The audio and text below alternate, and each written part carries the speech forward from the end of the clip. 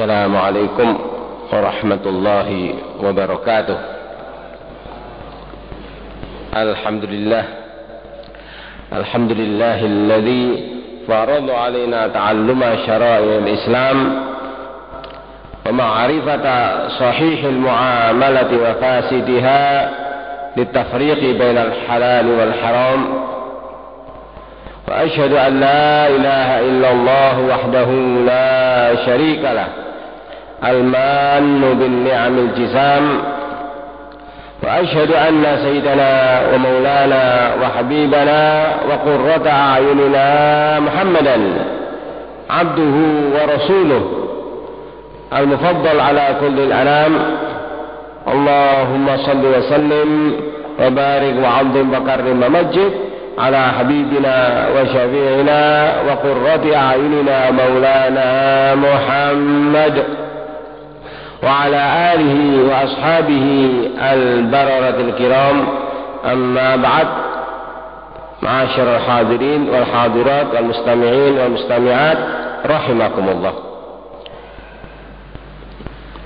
Pelajaran kita pada malam hari ini berada pada fasal baru, yaitu faslun fi sunanil jumu'ah.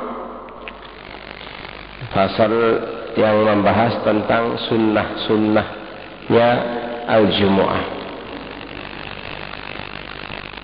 Sunnah-sunnah yang sayudianya dimantapkan, dilakukan dengan prima oleh setiap muslim wa muslimah, oleh setiap pengikut Nabi Muhammad sallallahu alaihi wasallam dalam kaitannya dengan anugerah yang namanya al-jumu'ah, sehingga benar-benar pantas dikatakan sebagai umat yang menerima akan anugerah al-jumu'ah.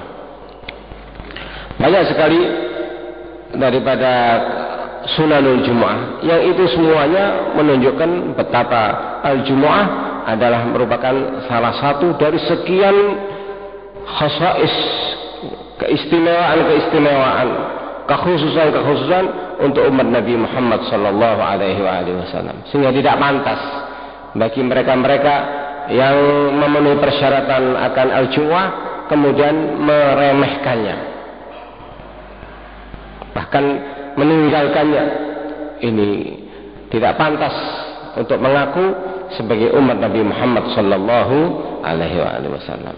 Begitu banyaknya akan sunan al-muta'alliqah bil jumu'ah, sehingga dipastikan bila kita mampu melakukannya dengan artian seperti yang dianjurkan oleh Al-Imam Al-Ghazali, menghargakan sunanul jumu'ah itu sebagai hal-hal yang harus dilakukan, menghargakan sunanul jumu'ah sama dengan al-wajibat, sebagaimana yang saya diterangkan pada pelajaran-pelajaran telah lewat, bahwasanya kita hidup ini hakikatnya berbisnis dengan Allah Subhanahu wa taala, bisnis akhirat yang realisasinya as-sunan, amalan-amalan sunnah itulah yang namanya al-arbah, keuntungan daripada ibadah atau daripada bisnis kita dengan Allah Subhanahu wa taala. Itu yang namanya keuntungan al-ibadat bila melakukan seluruh amalan-amalan sunnah.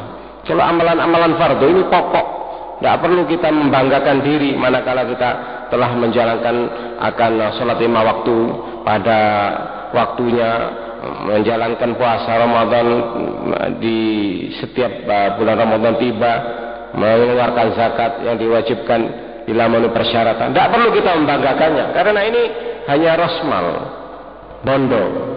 Sebagaimana orang kalau bisnis duniawi, ya, manakala di akhir bulan atau di akhir tahun membuat pembukuan, kemudian tidak untung, walaupun bondonya tadi tidak katut, merasa kerugian yang sangat besar. Padahal bondonya tidak ikut hilang, tidak rugi. Tapi kenapa? Bila bisnis akhirat yang dibawa mati, Yang namanya keuntungan arbah tadi tidak digubris, tidak diperhatikan. Sehingga banyak daripada mereka-mereka yang bila diingatkan akan qobliyatul duhur atau qobliyatul isya mengatakan wong sunnah. Nah, ini menunjukkan orang yang tidak tahu akan bisnis dengan Allah Subhanahu wa ta'ala. Ini suatu kerugian yang sangat besar. Orang demikian ini adalah orang yang jauh dari rahmat Allah Subhanahu wa ta'ala.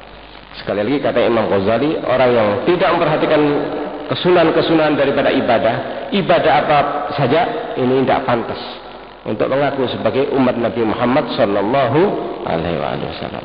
Lebih-lebih dalam anugerah Allah yang namanya Al-Jumu'ah. Begitu besarnya anugerah Allah akan Al-Jumu'ah pada umat Nabi Muhammad sallallahu alaihi wasallam, itu ditandai antara lain dengan disunnahkannya kita manakala kita akan pergi ke Jumatan, disunnahkan untuk mandi Jumat. Untuk mandi Jumat. Ini kalau kita perhatikan betul, agama kita ini betul-betul agama yang apa? Yang paling sempurna. Makanya agama yang diridhai oleh Allah. Kenapa? Karena agama Islam justru memperhatikan akan kesucian daripada pemeluknya. Kalau kita mengikuti tuntunan syariat, tidak ada orang Muslim yang kepet, tidak ada orang Muslim yang kotor, tidak ada. Kenapa? Lihat ini, mandi sunnahnya saja itu jumlahnya 33 macam. 33 macam. Itu belum kalau dirinci. Kalau dirinci mungkin lebih dari berapa? Dari 60 macam. Ini. Maka keadaan kita yang demikian ini tidak bersih dalam dalam kehidupan kita, ya. Ini karena jauhnya kita dari pengamalan terhadap anjuran syariat. Disebutkan oleh ulama daripada macam-macamnya mandi sunnah, jadi mandi-mandi itu terbagi menjadi 2. Mandi ghuslun dhammah wainnya, ya. Walaupun dalam bahasa bisa ghuslun namun masing-masing punya pemakaian, ya. Lafaz tadi, ya, memiliki tempat khusus, ya. Lafaz untuk menyebutkan akan mandi memakai lafaz tertentu. Untuk menyebutkan pembasuhan memakai lafaz tertentu. Walaupun dari segi bahasa sama saja, sama dengan sholat gerhana matahari, sholat gerhana bulan. Nah, itu sebenarnya kusufun diartikan untuk gerhana matahari, diartikan untuk gerhana bulan bisa, dan begitu pula kebalikannya, dalam bahasa sama saja. Tapi dari segi pemakaian, al-kusuf pakai kaf itu untuk gerhana matahari. Kalau al-khusuf, ya, untuk gerhana kha, al-khusuf, ya. Begitu pula dalam masalah penggunaan lafaz mandi dan membasuh. Mandi itu penggunaannya memakai lafaz ghuslun, memakai lafaz ghuslun, ghainnya fathah, ghuslun, ya. Betul? Ini saya ulang lagi. Mandi itu, ya, memakai lafaz ghuslun, ya. Ghainnya dhammah, ya. Itu ghuslul mayyit, ghuslul janabah. Nah, ini artinya mandi. Kalau ghainnya dhammah. Jamaknya al-aghsal, Itu ghuslun jamaknya al-aghsal. Nah kalau membasuh wajah, membasuh tangan, membasuh kedua kaki, ya ini apa? Ghuslun bi fathil ghain, membasuh. Jamaknya al-ghasalat. Jadi ghuslatun jamaknya al-ghasalat. Itu membasuh. Paham? Jadi ghuslun mandi jamaknya al-aghsal. Ghuslun membasuh jamaknya ghuslun, ghuslatun jamaknya al-ghasalat. Ya. Kembali pada pembahasan kita, yaitu mandi dalam apa? Islam, ya.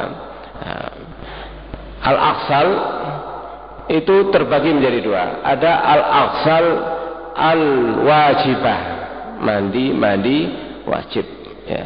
Dan ada pula al-aghsal al-masnunah, mandi sunnah, ya. Definisi daripada mandi wajib yaitu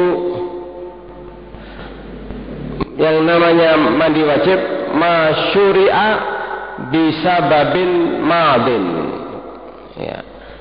Apa-apa yang dianjurkan syariah, diperintahkan, ditasyri'kan untuk mandi bisa babin madin, karena sebab yang telah lewat, yang selalu apa? Menghantuinya, atau selalu tetap ada, tidak akan lepas terkecuali bila ia mandi. Nah, ini definisi daripada al-aghsal al-wajibah. Nah, contohnya apa? Mandi janabah. Nah, ini apa? Kita mandi janabah karena sebabnya telah lewat, yaitu apa? Nah, karena junub. Nah, ini tidak akan terlepas akan apa? Akan hadas akbar tadi, kecuali bila dengan mandi, ya. Sementara al-aghsal al-masnunah, mandi sunnah itu yaitu masyuri'a lima'nan fil mustaqbal, apa-apa daripada mandi yang ditasyrikan untuk makna, tujuan, keutamaan fil mustaqbal pada apa? Pada waktu yang akan datang, seperti sholat al-Jumu'ah atau sholat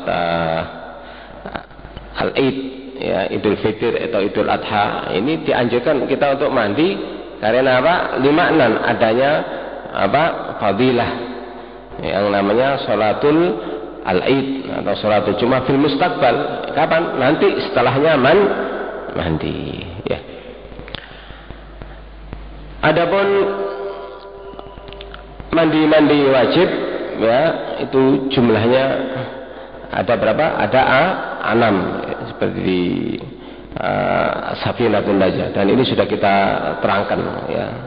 Itu mandi wajib apa? Khurujul mani, keluarnya mani. Kedua, idkhalul hasyafati fil faraj, ya, bertemunya akan kemaluan atau masuknya, ya, daripada kemaluan laki-laki, ya, topi wajah tadi ke dalam al-farj. Ini wajib mandi baik laki-laki atau perempuan tadi, walaupun tidak sampai mengeluarkan mani, ya. Kemudian janabah karena junub. Keempat, ghuslul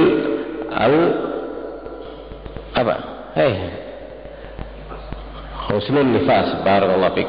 Setelah selesai nifas, mandi bagi wanita, ya. Terus ghuslul haid, selesai haid wajib mandi. 5. Keenam berapa? Keenam apa? Ghuslul mayyit, memandikan mayyit. Nah, ini 6 macam daripada apa? Macam-macamnya al-aghsal al-wajibah, ya. Yang mana kalau dirinci lagi dari 6 macam mandi wajib tadi, yang 3 itu khusus untuk apa? 3 atau 2? Ghuslul janabah, ghuslul al-haid, ghuslul nifas. Ini khusus untuk siapa? Untuk perempuan. Apa lagi? Sudah? Nah, yang lain mustarak, yang sisanya itu wajib untuk kedua jenis, yaitu idkhalul hasyafah fil farj, ya, bersetubuh, kedua keluar mani, ya. Ketiga al-janabah junub, ya. Terus keempat mandi, ya, memandikan mayit. Nah, tadi yang satu keliru. Yang keenam itu al-wiladah. Al-wiladah. Jadi 3 khusus untuk perempuan, mandi wajib khusus untuk perempuan, yaitu mandi ghuslul al-haid, ghuslul nifas, wa ghuslul wiladah. Ini khassah atau khasun bin nisa. Nah, kalau yang 3 lainnya itu mustarak, ya, baina ar-rijal wan nisa, yaitu khurujul mani, keluar mani, ya, ghuslu khurujul mani, yaitu istilahnya janabah tadi. Ya, jadi 1 khurujul mani dan al-janabah itu 1. Kemudian apa tadi? Idkhalul hasyafah fil farj. Ketiga ghuslul mayyit. Ini baik laki-laki atau perempuan, sama-sama bila ada salah satu daripada 3 hal ini wajib mandi janabah. Sementara 3 macam lainnya itu khusus untuk perempuan, yaitu ghuslul al-haid, ghuslul nifas, dan ghuslul wiladah. Ini daripada al-aghsal al-wajibah.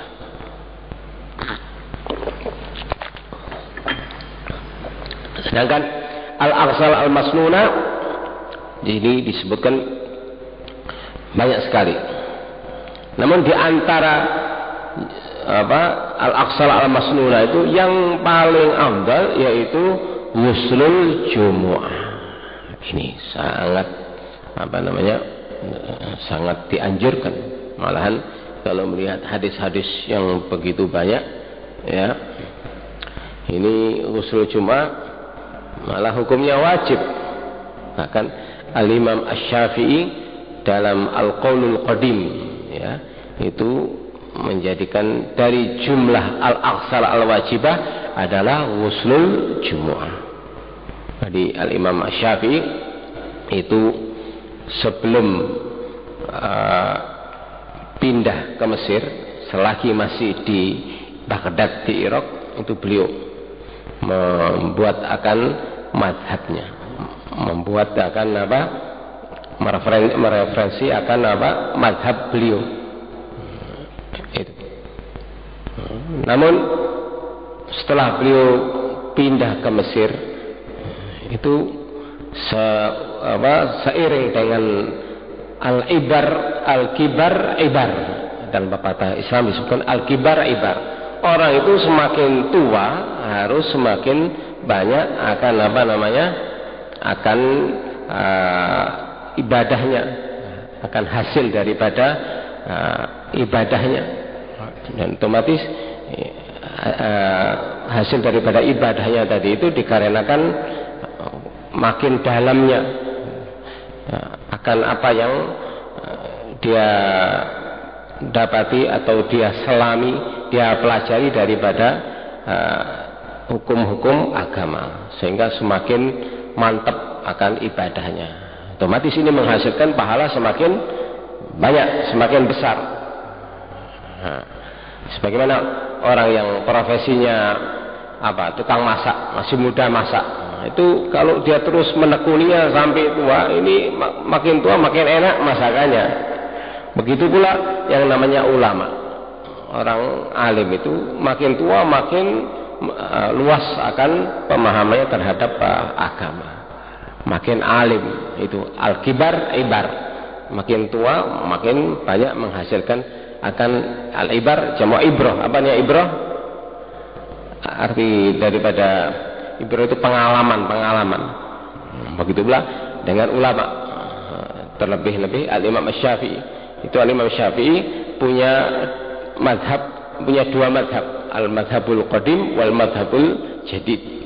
Yaitu madhab qadim, madhab yang lama, dengan al-madhab al-jadid. Itu al-madhab al-qadim, itu madhab yang beliau bukukan ya selagi masih di Al-Iraq, di Baghdad. Sedangkan al-madhabul jadid itu madhab yang dibukukan manakala beliau pindah ke Mesir. Ingat, beliau meninggal di mana? Imam kita ini meninggal di Mesir. Jadi keempat ulama ini, keempat imam ini, ya, yang satu meninggal di Mesir, yang satu meninggal di Al-Madinatul Munawwarah, yang dua meninggal di Baghdad, di Al-Iraq. Yang meninggal di Mesir Al-Imam Syafi'i radhiyallahu anhu. Yang meninggal di Al-Madinatul Munawwarah guru beliau sekaligus pendiri madhab Maliki, yaitu Al-Imam Malik ibn Anas. Meninggal di mana? Di Al-Baqi', di Al-Baqi'il Gharqad. Sementara Al-Imam Abu Hanifah dan murid Al-Imam Syafi'i yaitu Imam Ahmad bin Hanbal itu meninggal di Baghdad. Perlu diketahui dari kejeniusan dan kehebatan Al-Imam Syafi'i radhiyallahu an, dan realisasi dari sabda Nabi Muhammad sallallahu alaihi wasallam, wa inna alima Quraisy la melau tibaqal ardi ilma. Ya, nanti bakal tiba seorang alim dari bangsa Quraisy yang mana ilmunya yamla, menutupi tibaqal ard. Ya, tibak itu adalah mutabakoh, tingkatan-tingkatan bumi. Maksudnya di setiap jengkal tanah akan dipenuhi oleh ilmu si Quraisy tadi. Siapa Quraisy tersebut? Quraisy tersebut adalah Al-Imam Asy-Syafi'i radhiyallahu anhu. Nah, ini daripada kehebatan beliau waktu di Al-Iraq membukukan madhabnya. Ini namanya al-madhabul qadim. Kenapa dikatakan al-qadim? Karena setelah beliau pindah ke Mesir, seiring dengan makin luasnya ilmu beliau, ya, maka beliau merevisi akan sebagian besar dari madhab beliau yang beliau bukukan di Al-Iraq. Jadi dirubah semua, tidak tersisa kecuali sekitar 15 qaul. Kalau dirinci lagi sekitar 37 qaul, di mana beliau mengatakan, aku tidak membolehkan pengikutku untuk mengikuti madhab yang al-qadim. Karena seiring dengan bertambahnya atau luasnya wawasan daripada beliau mampu untuk mengetahui bahwasanya dalil-dalil daripada qaul yang dahulu itu kurang kuat, atau dalilnya tadi itu walaupun kuat, tapi ingat ada dalil sangat kuat dan ada dalil yang kuat. Nah, ini dari kehati-hatian beliau maka direvisi sebagian besar daripada al-madhabul qadim, kemudian dibuat al-madhabul jadid, sehingga kurang lebih itu tadi 15 daripada qaul atau 18 dalam manual yang lain, ya, kalau dirinci 37 qaul. Itu saja dari al-madhabul qadim yang tersisa. Yang lainnya semuanya yang kita lakukan adalah al-madhabul jadid. Yang tersisa daripada al-madhabul qadim yaitu kalau yang kita lakukan umumnya itu 18 qaul, tapi sekali lagi kalau dirinci menjadi 35, 37 itu ada dalam karangan saya, ya.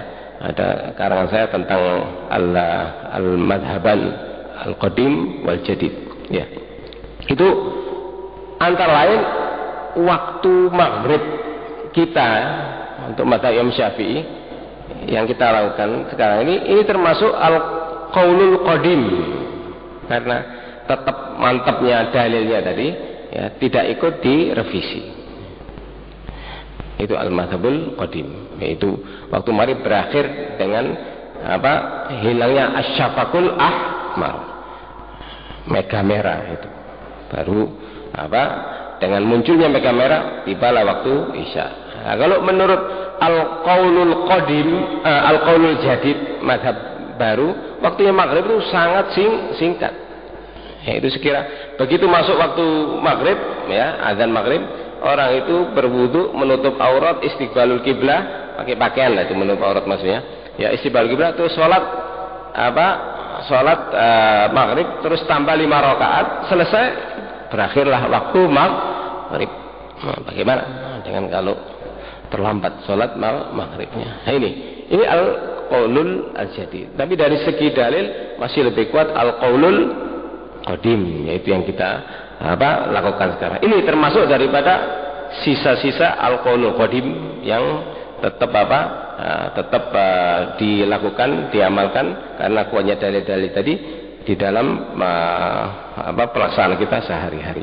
Ya, selainnya itu semuanya yang kita amalkan daripada madhab al-Imam Asy-Syafi'i itu adalah al-qaulul jadid. Perlu diketahui dari sekian al-qaulul qadim yang direvisi tadi termasuk hukum mandi Jumat. Kalau menurut al-qaulul qadim, mandi Jumat itu hukumnya wajib. Hukumnya wajib karena adanya hadis baginda Rasulullah sallallahu alaihi wasallam, antara lain sabda beliau sallallahu alaihi wasallam, hakun ala kulli muslimin an yaghtasila fi kulli sab'ati ayyam. Hakun menjadi wajib, ya, bagi setiap muslim an yaghtasila untuk mandi fi kulli sab'ati ayyam pada setiap hari ke-7. Pastikan hari ke-7 adalah hari Jumat. Ya. Nah, begitu pula hadis yang diriwayatkan oleh Imam Bukhari dan Muslim, Ghuslul Jum'ati wajibun ala kulli muhtalim. Mandi Jumat itu wajib bagi setiap orang yang muhtalim. Muhtalim baligh. Ini daripada dalil-dalil Imam Syafi'i fil madhabil qadim akan wajibnya mandi Jumat. Tapi menurut al-qaulul jadid, itu yang harus kita jalankan, ya, adalah al-qaulul qadim dalam pelaksanaan kita dalam kita bermadhab atau Imam Syafi'i, yang bermadhabkan madhab Imam Syafi'i itu al-qaulul qadim, al-qaulul jadid yang harus kita lakukan, terkecuali berapa tadi itu sekitar 18 masalah saja itu yang kembali pada al-qaulul qadim. Selainnya yang kita lakukan sekarang ini adalah al-qaulul jadid. Paham ini? Selain 17 atau 18 qaul tadi termasuk waktu maghrib, ya. Nah, ini bagi Imam Syafi'i dalam al-qaulul jadid yang mengatakan mandi Jumat itu hukumnya adalah sunnah, bukan wajib. Ini menurut al-qaulul jadid yang harus kita ikuti. Itu antara lain sabda Nabi Muhammad sallallahu alaihi wasallam yang diriwayatkan oleh al-Imam Al-Bukhari dan Imam Tirmidzi wal Imam Al-Hakim, yaitu man tawaddaa yaumal jumu'ati fabiha wa ni'mat wa man ightasala fal ghuslu afdal. Barang siapa yang manakala tiba hari Jumat terus akan melakukan Jumatan, dia itu cukup tawaddaa, wudu saja, tidak pakai mandi yaumal jumu'ah, fabiha wa ni'mat, maka ini sebaik-baiknya akan amalan, ya. Ini wa man ightasala fal ghuslu afdal. Namun barang siapa mandi, ya, maka dalam ini fal ghuslu afdal, tidak mengatakan ghuslu Jumat wajib dalam hal ini. Nah, ini merupakan salah satu hadis daripada hadis-hadis yang dipakai dasaran oleh al-Imam Asy-Syafi'i untuk merubah qaulnya beliau, pendapat beliau dari al-qaulul qadim yang mengatakan mandi Jumat itu wajib menjadi al-qaul jadid yang bunyinya mandi Jumat itu hukumnya sunnah ya. Dari macam-macamnya mandi sunnah itu yang pertama adalah mandi Jumat sesuai dengan keterangan daripada hadis tadi ya. Itu mandi Jumat hukumnya menurut al-qaul jadid hukumnya sunnah. Jadi nanti dalam ilmu usulul fikih ini namanya hadis yang menerangkan tadi bahwa bahwa mandi Jumat itu hukumnya sunnah dengan ada hadis tadi. Ini hadis tadi merupakan sharif ya. Sharif yaitu pengarah akan maksud dari hadis-hadis yang mengatakan mandi Jumat itu wajib justru mentah atau berubah hukumnya atau maksudnya tadi itu berubah jadi dari wajib menjadi sunnah dengan adanya sharif. Sharif yaitu yang mengarahkan akan hukum dari wajib menjadi sunnah tadi puluhan beberapa hadis antara lain hadis yang disebutkan tadi ya. Dan daripada macam-macamnya mandi sunnah seperti yang disebutkan tadi 33 ya. Itu yang pertama dapat ditulis mandi Jumat ya. Yang kedua adalah mandi al-Aid yaitu yang dimaksud Idul Fitr dan Idul Adha ya.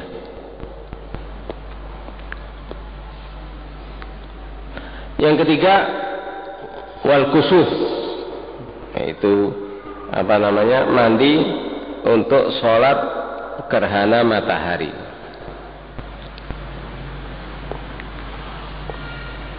Yang keempat mandi untuk sholat al-khusuf. Ini hukumnya sunnah. Mandi untuk sholat gerhana bulan. Yang kelima mandi untuk minta hujan, ghuslul istisqa. Yang keenam daripada macam-macamnya mandi sunnah yaitu mandi setelah memandikan mayit. Jadi kalau tukang memandikan mayit itu usai memandikan mayit ya, disunnahkan dirinya untuk mandi. Mandinya si tukang memandikan mayit tadi itu ya untuk dirinya ya, itu hukumnya sunnah ya. Berapa ini? 6 ya.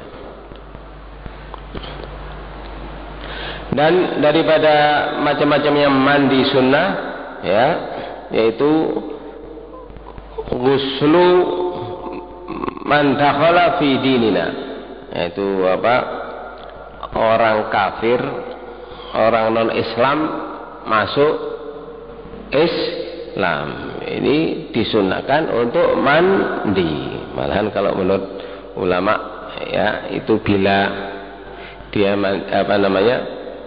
masuk Islam belum pernah janabah. Lah kalau dia masuk Islam dalam keadaan sudah dewasa, nah, ini kan pasti janabah.